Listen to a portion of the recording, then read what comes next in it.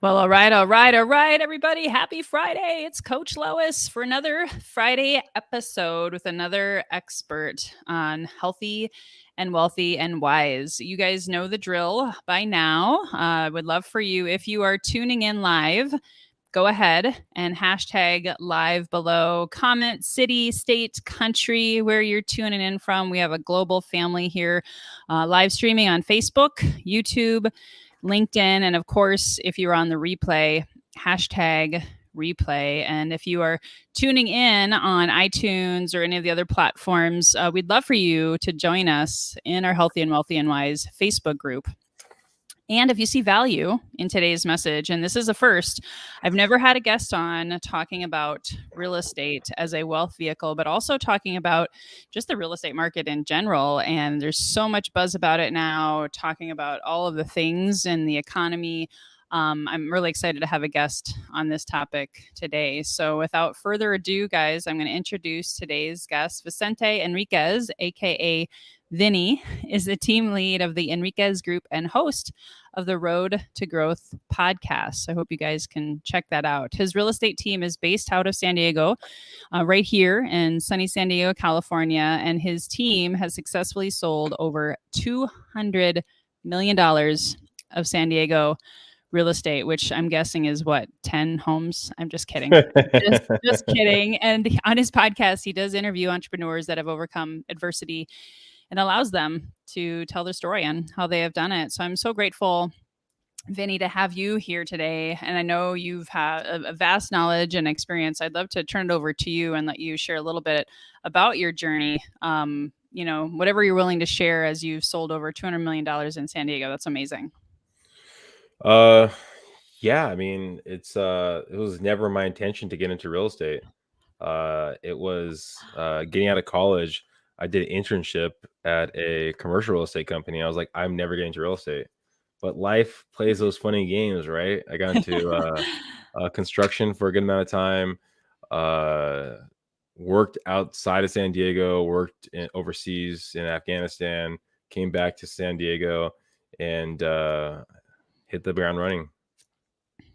That's crazy. It's funny because I had a somewhat similar story. I shared with you, Vinnie, before the show that I have not had a real estate related guest in over 200 episodes, which is kind of ironic. But I like many, through the Great Recession, had 3 real estate related businesses. I thought I'd be a millionaire by the time I was 30, and I lost everything because I went all in, put all my eggs in one basket at the seemingly wrong time. However, I never also planned to get into real estate, so it was actually perfect. I got out and pursued what I'm doing now, which is my true passion and calling. And I do hear buzzes now about how this real estate economy, what's happening for us in the next 6 to 12 months, it parallels and might even be worse than the Great Recession. So I think it's fortunate timing to have you on this show to maybe give us the good and the bad and the ugly about your journey with real estate, and then maybe talk later about your predictions of what's coming. Yeah, so I mean, something that I bring up to most people I talk to is the idea that in 2020 there was more individuals that had their real estate license than properties sold in San Diego County.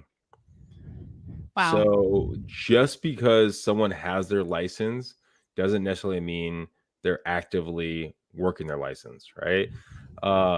And as the market's correcting, I mean, you're gonna start hearing more and more mini experts. And the tough thing is, right? I mean, I think for all of us, right? When you're trying to survive, sometimes you, instead of focusing on your clients or your person's goals, right, you focus on your own because you're trying to survive. Wow. And so there's going to be more and more creative financing, more of people guiding the people they're working with into doing things that might not be best for them for the long haul. So I would just say that as things are correcting, just make sure whoever you have on your side is actually guiding you in the direction that you should be going. Oh my gosh, can I just speak to that for a second?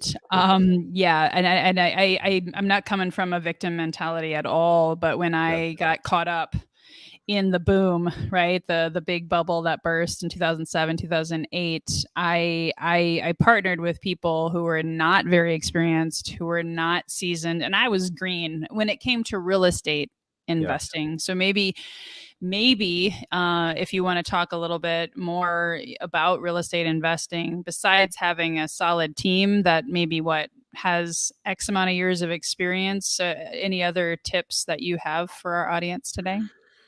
Yeah, I mean, so understanding the market, right? I mean, the market, and I'm not sure. Well, I know a lot of people watching us live, right? We're in August, middle of August, roughly.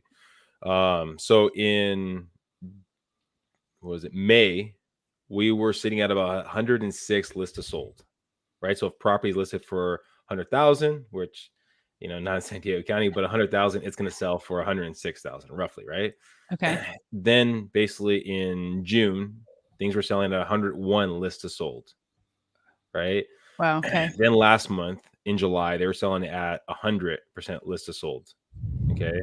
Now, so the reason why I bring this up is if you are an investor buying a property to renovate, rehab, and then put back on the market, and you're basically looking at kind of comparables for your property, and you're kind of going, oh, hey, just a couple months back, properties are selling so much more above asking. Well, okay, my MAO, my maximum allowed opportunity, right, could be bought at a higher price because properties are selling at such a higher price. That might not be the case. So really knowing your numbers, I would say, so for the investor aspect of it, I mean, it's more focused probably in this current climate, unless you're getting a great deal on the buy side, is probably going to be buy and hold. Do you have a prediction? I know you don't have a crystal ball because there's so much changing in our world right now. When you say buy and hold, how long are they holding to? And I know it depends. You got to buy low, sell high, and you really make most of your money when you buy, and all of those sayings. But what is your thoughts or perspective? Well, there's never been a time in the history where in of 10 years where the values didn't go higher than they were before. Right? So if you can hold out for at least 10 years, then your value is going to be higher than it is currently, right? If you're trying to figure out what's going to happen in 6 months from now, a year from now, I mean, 2 years from now, hey, I'm as honest as they come. I thought before COVID happened, that was going to be the catalyst that was going to turn us back into, that '07, '06, I mean, '08 time frame right there. That's what I Mhm. thought. And the total opposite happened. Less inventory because people are afraid to put their house on the market. We basically, rates went drastically low, so higher interest, and basically lower demand. I mean, more demand, lower supply, just kind of shot the market up drastically.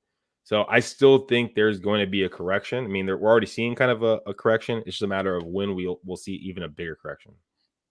So that's Right on. my theory of what's going to happen. Well, I'd love to, because I with my guests, right? We talk about your best health, your best wealth, and your best wisdom. You've I like to joke you're kind of in dog years. You're an older realtor right now because you've lasted 10 years, right? That's Mhm. impressive. That's really amazing. Do you have any advice when it comes to getting into real estate, either as a career, because I do have some realtors in the audience, Mhm. as a career, how to stay with it? Let's maybe talk on that first and then talk about who could be, a real estate investor. So, how Well, have you stayed the course so long? so if you're looking to make this a career, I would say the first thing you'll really want to do is to not judge people's outsides by your insides, right? And what I mean by that is that idea of, oh, you know what? I had a bad day. I couldn't get that deal. I couldn't close that deal. And then you see on social media where it's, hey, I just closed 5 deals today, which reality is probably not the case of what happened. So just do what you can do and focus on you. Um, I think that's one of the huge takeaways right there. Because again, if you're talking about, again, in 2020, where more realtors or more people that have their license as a realtor compared to people properties are sold, right? There's a big chunk, of realtors that aren't doing that much business. right? And even the average realtor is only, doing a couple deals a year, right? So you're going to have those lag times, those low moments, but that's why it's building your system, building your processes, having conversations with people, and remembering that real estate usually happens when life events happen. Mm, that's amazing. So that would be a great nugget right there, guys. Well, for any industry too. However, in real estate, life events speak more to that. I know what you mean, but speak more to that. Well, life events like promotion, divorce, got fired from their job, a kid on their way, um, a wedding coming up, right? Life events are going to usually trigger some sort of real estate need or Mhm. want. And it's on you, the realtor, the person, to educate that person on what's even possible. Awesome. Yeah, and staying in touch, staying top of mind. I think that was the joke. I'm sure you've heard of Brian Buffini, Oh yeah. right? I signed up for Buffini coaching back in 2004. I'm really dating myself now, but I did so well with their coaching. And the joke was more people had their real estate license than their driver's license in the state of California. So that's probably going back to what you were saying is I would also say, and maybe this is too strong, you tell me if I'm being a little too harsh, but I would say don't get your real estate license unless you're really serious about either a investing, because I see how you can maybe save the money and all of that kind of stuff, but don't get it just to be a hobby, right? Get it because you really love it and you want to help people. Am I being too No, harsh? yeah. Well, I agree. I think the barrier of entry for real estate is fairly low, right? And my thought on that is it's either, hey, you know what, I just bought a house with a realtor that wasn't that good. In their head, they didn't think it was that good. Oh, I can do it just like them, right? And so then they get their license, and then they either find out it's not as easy as they thought, or maybe that wasn't the right agent they should have worked with, because there is a difference between one to the next. The thing you have to think about too is if you're looking to do investments, right, and you're looking to be an investor, you have to be aware of it. Once you get your real estate license, there's legal stuff that you have to abide by when you're doing investing. So if you don't have your license, you don't have to do some of those things. So just be aware of it when you have your license, if you're going to be an investor and having your license.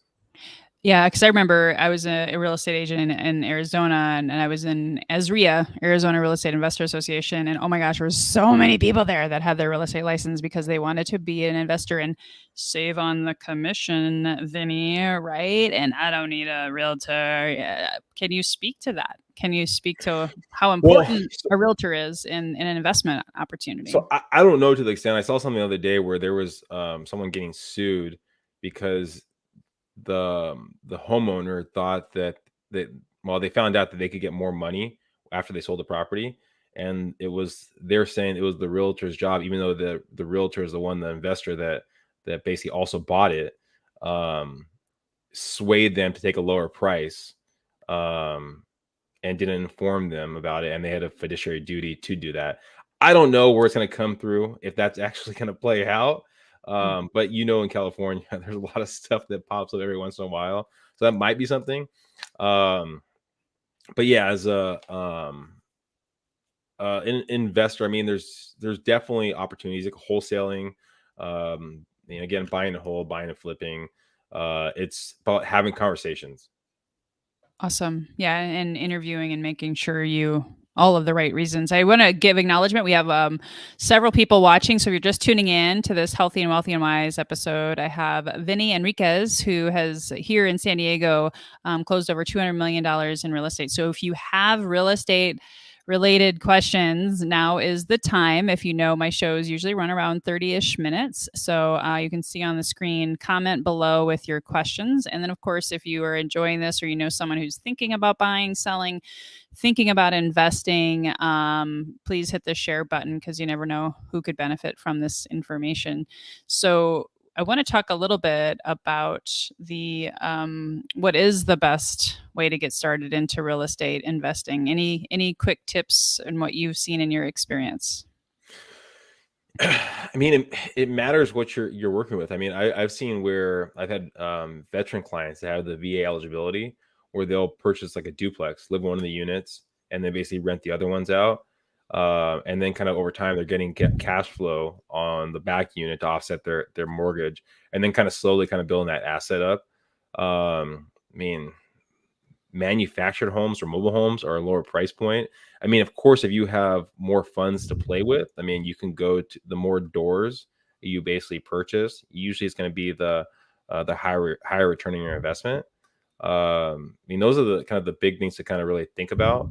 But if you're looking to buy a property and renovate and then kind of resell, I mean, there's always the ability to of like foreclosure properties, and getting getting a hard money lender on your side, offering basically cash offers to people in foreclosure that just want to get rid of their property. Um, but or it's getting with the right realtor and kind of just talking to them about where do they see undervalued properties. Like there was in this is a couple years back, but there was a pretty big discrepancy in like Claremont, where there was a lot of 3-bedroom 1 baths over there, and if you would just simply get permits and add on another bath, the price would go up pretty drastically. So that was like an opportunity that people, I mean, took advantage over time. But just finding the right opportunities where you can take advantage of the market. Yeah. And do you have any advice? I know you don't want to tell all your secrets, right? But do you see any advantages now, like that Claremont advantage? And knowing that my audience is all over the world, but you never know, right? You work in all of California or mostly Southern Cal?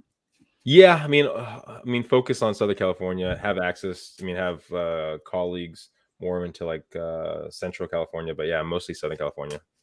I mean, for there's nothing particular. I mean, there's right now in the current climate, what's going on. It's hard to say, hey, buy a property, renovate, and resell in San Diego right now, unless you're getting just crazy margin on it. I mean, I've actually looked out of state for myself just because I've been seeing what opportunities are available in other states. So yeah, I mean, in this market right now, it's probably, I mean, maybe you look at Airbnbs, but even that, like short-term rentals, but Mhm. understanding basically the laws and how California is really trying to push to I mean, do a lottery with that. So I mean, you really have to kind of know the micro markets, if you're looking to have a fast a quick investment, if that makes sense. Yeah. Yeah, no, that's great. It's like I was transparent with you, once bit, twice shy. I haven't invested in real estate myself, which is why, you're here. You're an expert on that because I know it can be a roller coaster ride. And it's actually a perfect transition. I know you talked about the highs and lows, and you've had some of your own personal lows and real estate lows. I'd love for you to share, especially since you talk about these kind of things on your podcast. What have you learned from your real estate lows or your personal lows that's helped you become a better version of yourself? So yeah, there was definitely a point in time that I was in kind of my lowest point. It was going through, and I've talked about this many a times, where I'm going through a really bad breakup. I was going through a lawsuit. I was just going through a lot of different things, and I really focused to be intentional on mindset. And one of the things that I've taken away from that is the idea of how I look at failure, right? Mm, And the idea of not really looking at failure anymore, but looking at it as basically a hurdle to kind of grow and mm, be a better version of myself. But once I was able to take that in, it really felt like a lot of stuff was taken off my shoulders. mm. Awesome. Yeah, because a lot of us make a failure like I did. Like when I lost everything in the real estate crash, I made it about me. I was the failure. And so my mindset, my ego, my subconscious mind just really, really went into that downward spiral. So that's phenomenal advice, especially given everything everyone's been through, I think, since the pandemic started. Well, we're all going to fail. I mean, and there's so many if you start going into victim mode, right, of saying, well, this is why it happened, or this is why that went through, right? There's always going to be a reason why something went wrong. But instead of looking at basically, oh my gosh, woe is me, it's always going to go wrong, look at, okay, hey, this is exciting times. I messed up, but it gives me the opportunity to be better. It gives me the opportunity for the next time to even be better than this. I mean, so really looking at focusing on your process, your systems, instead of basically that one situation that happened. Yeah. No, that's fantastic. Cool. And everything turned out okay for you, right? You Yeah, yeah. rallied. Everything's positive. It's definitely. I got married. And well, I found someone else and got married, and it was definitely positive. Had a stronger game plan because I learned from the situation that I was in previously. Awesome. I love it. And I'd love for you to share if there is one or two examples where you had some real estate lows, some experiences. Maybe you lost your shirt on a property or what have you. Anything that you can share? Yeah, so I've always looked at the idea that my word is everything, and I was helping out this client, um, and I told them adamantly that they're going to be able to sell their property and not have to pay anything out of pocket. They told me they told me how much they owed on the property. Um, and so I went through the whole process. We found out that that was not actually what they owed on the property. That they actually owed more than that. Yet it was um, a military woman with a kid, and I remember I said multiple times that they're not going to have to pay anything out of pocket of it. So in that situation, it's never happened again because now I verify everything that they tell me. Because if I say I'm going to do something, I want to make sure I do it. Yeah. But in that moment, I basically took no fees for that and actually paid money out of pocket to get the deal closed Wow. because Wow. I just I told them, and I remember telling them directly that they're not going to pay anything out of pocket, even though they told me the wrong information. I still took the blame of it because I didn't verify it myself. Wow, that says a lot about you. That your integrity and your personal responsibility, because there's a lot of realtors who would never, you know, do that. I mean, I think, I mean, if it, who, I mean, our word should mean something. Yes, I mean, and it's on us because we're the expert to make sure that our words still mean something. So yeah, and everything I do, if there's a hiccup and I know it's basically something that I could have prevented, I have to take blame for it. I mean, that's who I am. That's who I feel like I owe it to whoever I work with. Yeah. Awesome. Well, any other tips or advice as we head into what, again, we don't have a crystal ball. I know that, but what may or may not be like another great recession when it comes to real estate? I would say be careful of what you're um be careful to focus on the short-term fix instead of basically the long-term security. Someone I forgot where I was watching this, but they brought up the idea of when basically market crashes happen. I'm not saying that's going to happen, but they said their idea of when market crashes happen is when people start buying based off speculation. Okay. Right. Yeah. And I thought that was a very interesting way of looking at it, is basically buying off of speculation. And then the interesting thing, right after I heard this person talking about it, I started getting more lenders reaching out to me about basically adjustables and about, hey, tell your clients they can do an adjustable, an arm, right? Like a Yeah. 5-year arm. Yeah. Mind you, the arms now you have to put a lot more money down than in the past. I mean, you're putting 20-30% down. It's not, so it's more secure in that. Yet it still kind of like popped in my head that, hey, the selling point was buy now, get a lower rate now. It's going to adjust in 5 years from now, but you're going to be able to refinance at that time because rates are going to be lower than they are today. And it was basically selling me on this so that I could sell individuals on this. And I was like, well, if they're trying to sell me on this, they're selling individuals on this right now.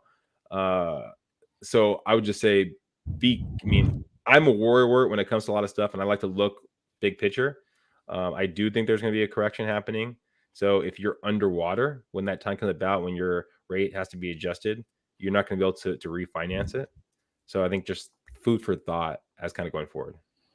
Oh my gosh, yeah, the manipulation. I hear what you're saying is, in sales, that's where you really, really guys got to have someone like Vinny in your corner in your back pocket to get the advice, the wisdom, the seasoned expert. This is just me. I know Vinny's not telling me to say this, but don't just work with your Uncle Bob because, you love him and he's cool. And, you really want to make sure you find someone who knows when things like that come up, because there's a lot of people out there, they lick their chops when they know there's going to be a potential correction or recession, whatever it's going to be called. And so I'm grateful that I got to find you. And where can people find you and reach out to you? Can they reach out to you for advice or questions? Yeah. So you can go to our website. It's www.theenriquezgroup.com.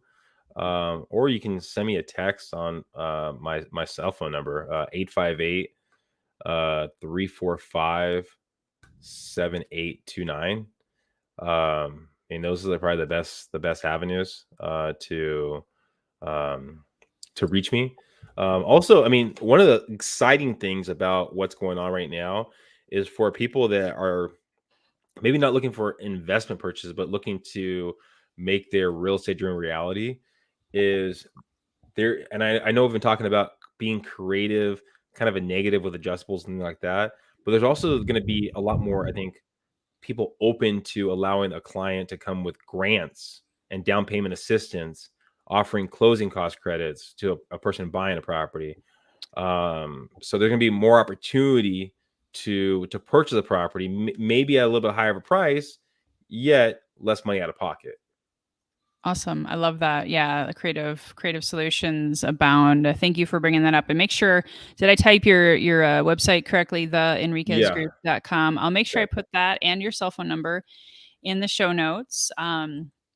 Don't go anywhere, Vinny. I got one more question for you. But guys, this is we're wrapping up here an amazing episode, first time discussion with a real estate agent slash investor, especially heading into what we don't know for sure is might be a recession. It's a good time to really consult with the right people. So if you saw value, please hit the share button.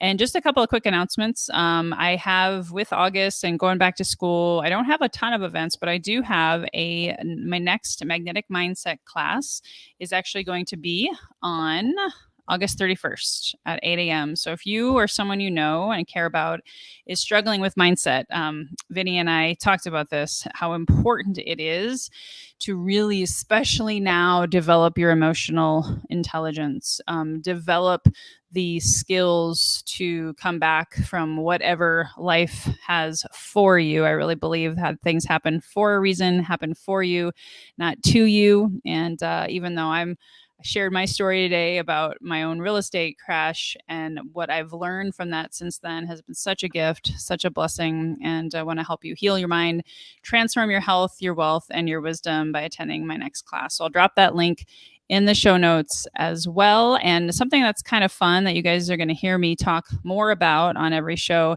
is I have a new patron. There's people on YouTube who talked about the Patreon. I don't have the Patreon, but I do have the patron collaboration sponsorship opportunity. If you want to be a part of that, go to patron.podbean.com/Lois Kofi. You'll see that in the show notes as well.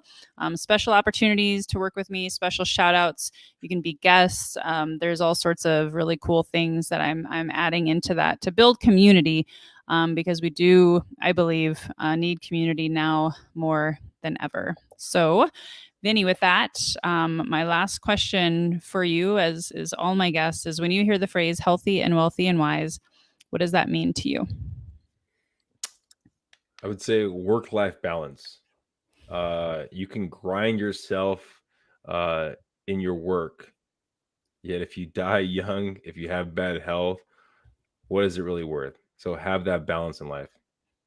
I am so grateful that having been in the real estate industry, I am so happy that you said that because I also see that can be a struggle in the real estate industry. So that's beautiful. Thank you so much for your Thank you. wisdom today, guys. Thank you for tuning in. Vinny's actually my last guest for the month of August. I'm really excited. September, as you guys know, this is my third September on the show, is Suicide and Mental Health Awareness Month. So we've got some really powerful guests coming in September. So you'll see me and my guests then, and between now and then on some more impromptu monologues. As always, guys, thanks for tuning in, and please join us inside the Facebook community if you haven't already. And until next time, here's to your best health, your best wealth, and your best wisdom.